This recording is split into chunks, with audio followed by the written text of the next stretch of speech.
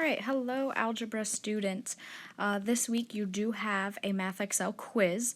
I wanted to go over one last concept that will be on your quiz, having to do with all this graphing quadratic functions. So I've kind of filled out some of this to save some time. I just want to do a short video.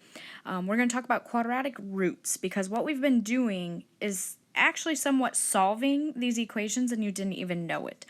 Quadratic roots are the points at which the parabola intersects the x-axis, all right, not the y-axis, but the x-axis, so the horizontal one. We also call these zeros, solutions, x-intercepts. All are the same thing. So we're actually solving these quadratic functions by graphing them, okay? Now there's three types of solutions.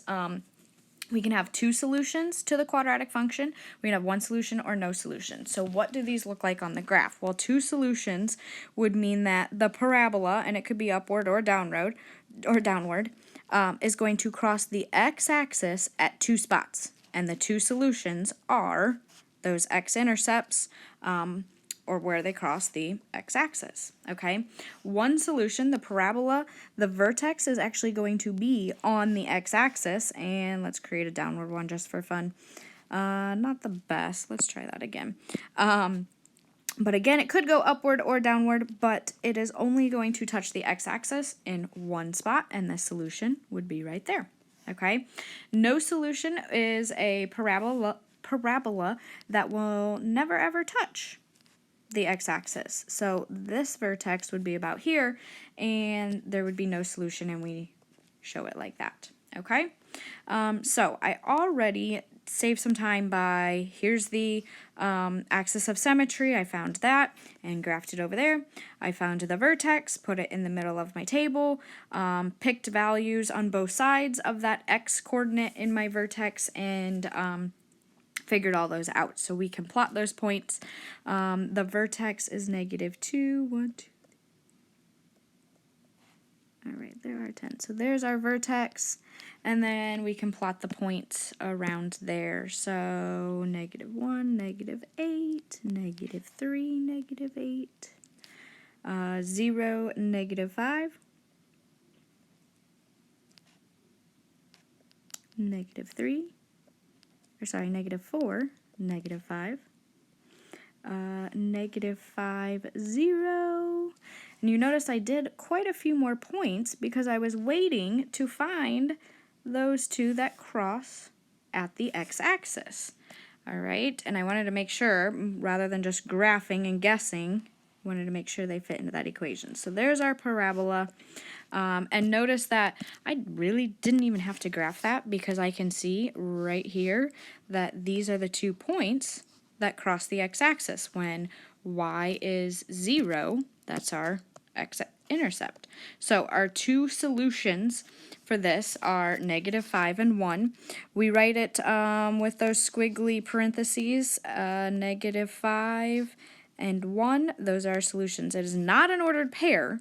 That's different. That would be the full parentheses. It's those little squiggly parentheses that show that's the solution. Okay, I'm going to do the same thing over here. Again, graphing right away, 1, 0. There is where we cross the x-axis. And then let's plot some of our other points. 2, 1, 0, 1, 3, 4, -1, 4, 4, 9, and -2, 9. So there's our parabola. This one crosses at 1 point. So this is a one solution quadratic function, and that one solution is just simply 1. Okay, again, we can find that directly from our table as well. Okay, and the last example, obviously probably a process of elimination here. You're figuring out that it's going to be no solution. So we have 1, -2 as our vertex. Then our other points, 2, -3, 0, -3, 3, negative 6, negative 1, negative 6, and then it falls off from there. Negative 11 will be right below the graph. So our parabola will look like this. However, the parabola will never ever touch that x-axis, so our solution to this one is no solutions. All right, again, we could see from the graph that none of these y values were 0, so we knew they were, or the parabola was never going to touch the y, or the x-axis, sorry. Okay, hopefully that makes sense. I am going to include a couple questions on your quiz going over this material. Thank you, guys.